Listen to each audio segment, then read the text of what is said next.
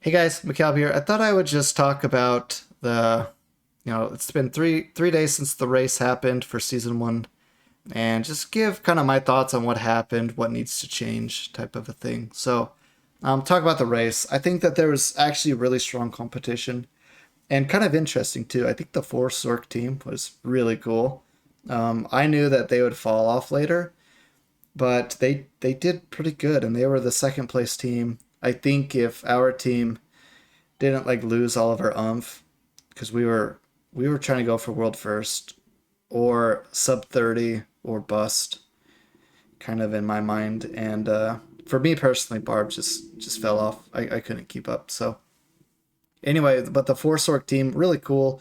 I think the winning team, they played extremely well. I don't know if they lucked into having all the right classes, but having two necromancers, a druid, I think a rogue, I think was their comp, was just like you can't compete with that. That's like about as good as it gets. Maybe you could do like four necromancers or even three necromancers to make it even better.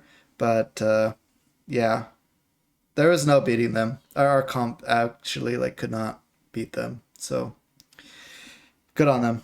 GG. The hiccups we had, we died in Cathedral of Light a couple times. I think we lost maybe 10 minutes there, and we did a poor job.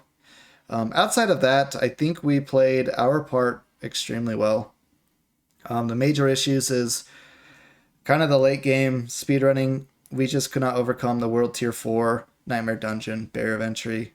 Basically, we got into World Tier 4 at level 55, 58. We did Strongholds for about 10 levels. Strongholds, you get the extra XP, but they don't drop ancestral gear at all. I think they have to be level 75 monster to do that. So we weren't getting any better gear, but we were getting better experience. So yeah, kind of we weren't able to switch from World Tier 4 strongholds into Nightmare Dungeons. And we never really broke that barrier. We just didn't have the classes to do it. And I think we lacked in understanding and planning and practicing for that as well. Another thing I think we struggled with is we did not prepare hearts. We didn't understand how good the Barber Heart is, or try to get our hearts online faster, because some of them are really good. Okay, the Barber Heart. So this actually kind of brought my Barb back to life. Around like level 75, I was really struggling, and I think the barber was like really trying to help me survive, but I just couldn't get it. Basically, the barber, it takes for each individual monster all the damage they took. It like holds it for 3 seconds and then it explodes. So if you're hitting 10 things in an AoE at the same time, it'll explode and do like 10 times more damage after the 2 to 4 seconds. It had some weird interactions. I think it kind of hurt Barb quite a bit. I think the exploit glyph. This is basically if anyone takes any damage, any monster, they will become vulnerable for the next 3 seconds, and this is a 20-second cooldown. And that didn't like always work. Like I'd lunging strike in, and sometimes the monster would be vulnerable, sometimes it wouldn't. The best heart that I found was, or barber that I found was 3.2 seconds. So I kind of wonder if the explosion missed vulnerable, or if the explosion caused the vulnerable, and I never actually got to see the vulnerable most of the time. So unless there's other interactions where if you do enough damage to a target and it kills them, then they explode anyway, and that might have caused a chain reaction, and then some things got hit with vulnerable. Some things procced vulnerable, some things took damage during the vulnerable. But I think a lot of the time, my vulnerable damage wasn't going, so it wasn't quite as good as it seemed like it should have been.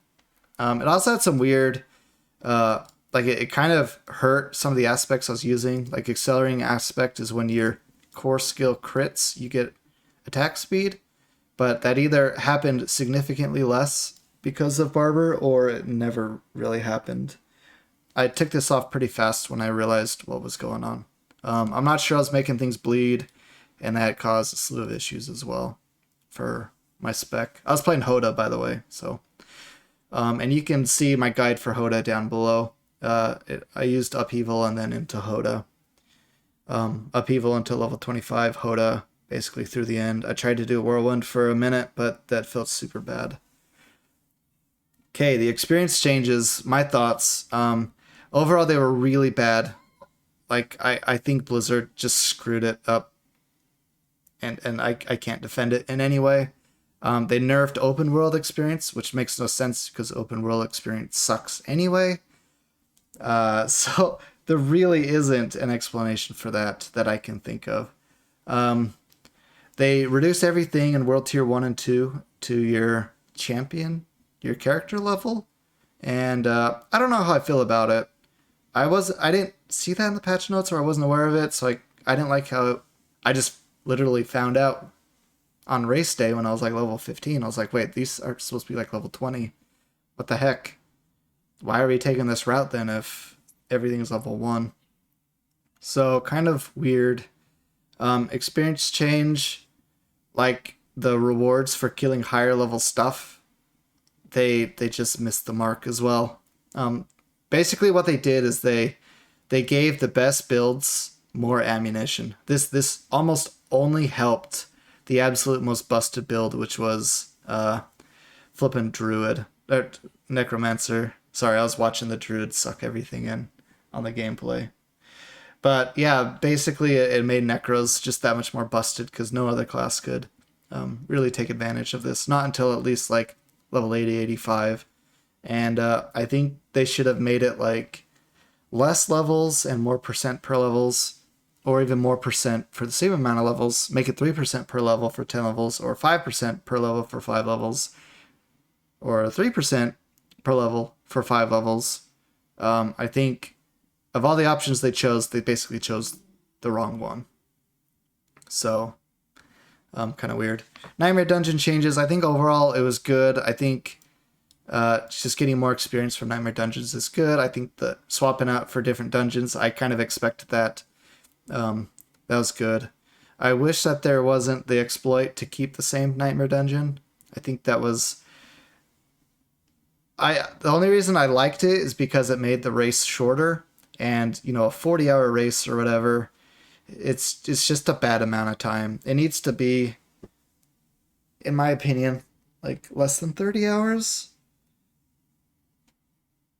Yeah, I'll just keep it at that. I think level 100 should be like level 30 hours for people who are really pushing to get there. And when they pushed it to 35 or 45, it just sucked. So that's the only reason I liked that bug, but I just wish it didn't exist, and Blizzard definitely knew about it. I wish the dungeon experience was better balanced between all the other dungeons. Surat's, definitely S+. Everything else was, I think Mariner's Refuge was pretty good if you could handle it. Really good layout, but it wasn't really anywhere near Surat's. And I think the winning team, they just did everything right once they hit like level 65 and just obliterated everyone because of it. But I wish the dungeons were balanced a bit better. Class balance. I'm honestly just disgusted with this. Somehow Necro was still incredibly overpowered. I think a lot of that had to do with the new hearts, but it was just the overtuned. It was so much overtuned than everything else. I was playing Barb. I got just completely shafted. Sorks got shafted as well. Rogues were buffed somehow, which I think at best they should have been changed. Not left alone, not buffed, but changed. Not necessarily nerfed either, but I don't know. Druid's kind of in the same. I think Druid has the... Druid can one-shot Lilith or whatever. That's kind of BS that probably needs to be changed, but yeah, anyway. Kind of disgusted. And S tiers were way better than everything else. Barb was awful. I had literally just incredible gear. I think I have the game open right now. But my Barb, my gear was so good, and I spent so much time in town. I spent a lot of time picking up items while I was running, and Barb, it just, like, I just couldn't overcome the barrier of being able to contribute in P4. Like, look at this weapon. I got this at level 77, 816 item level. The aspects or the stats are honestly all pretty good. I have this 815 weapon. Stats are also really good. I've got these gloves. These are like incredible gloves. Big strength, max attack speed. I rolled the highest amount of Hoda I could on them. Big crit. And, you know, I found Temerity. This is something I didn't have until like well into level 100 last time. And it's a pretty good roll Temerity as well. These boots just dropped and they were like incredible rolls. I just got this helm. But, you know, I'm level 92 now. But just wanted to show that off. I had this amulet, which has counteroffensive, super good. Almost max fury cost reduction. I rolled cooldown reduction on it. Movement speed after killing an elite. Like, my gear was just, like, really solid.